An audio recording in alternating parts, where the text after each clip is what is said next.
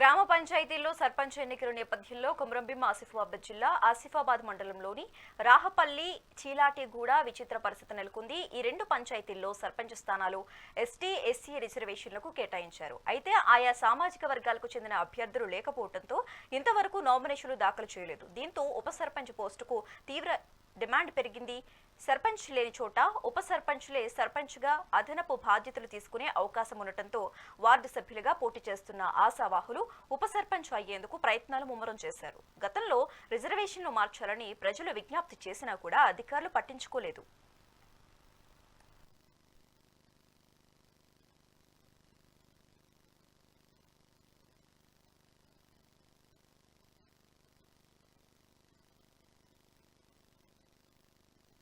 Village మాది కొమరంభీం ఉంటుంది.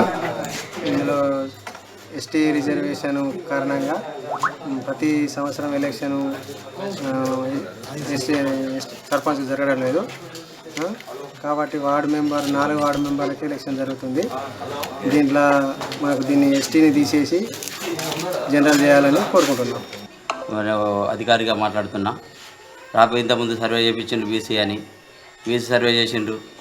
ఇక్కడ ఎస్టీ అని తెలిసి లేదని తెలిసి కూడా బీసీకి ఇవ్వకుండా రిజర్వేషన్, ఎస్టీకి రిజర్వేషన్ ఇవ్వడం వల్ల మన జనాభా ఉన్న గ్రామ పంచాయతీ ఇది. దీనికి అనుగుణంగా సర్వే చేసినా కానీ అప్పటికి కూడా దీనికి కరెక్ట్ లేదు. ఇది కాదు, సరి అయింది కాదు. బీసీ అని చెప్పడమే తప్ప బీసీ వాళ్ళకు అన్యాయం జరుగుతుంది. ఇక్కడ న్యాయం అయితే జరగలాంటిది మా గ్రామ పంచాయతీ కూడా అభివృద్ధికి నోచుకుంటలేదు. ఏ ఒక్క విషయంలో కూడా ఇలాంటి మా ఇక ముందైనా ఇలాంటివి జరగకుండా మంచి నిర్ణయం తీసుకొని మా బీసీ గారులకు ముందు ఆల్రెడీ సర్వే చేసిండ్రు, వాళ్ళకి తెలియదా, తెలిసి కూడా ఇట్లాంటి చేయడం వల్ల పొరపాటు జరిగి వాళ్ళు తప్పులు చేస్తుండ్రు. కాకపోతే మొత్తం.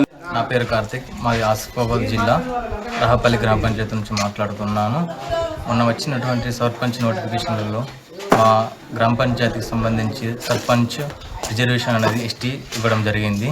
మా జీపీ సంబంధించి 1050 వ్యక్తులు ఉన్నారు.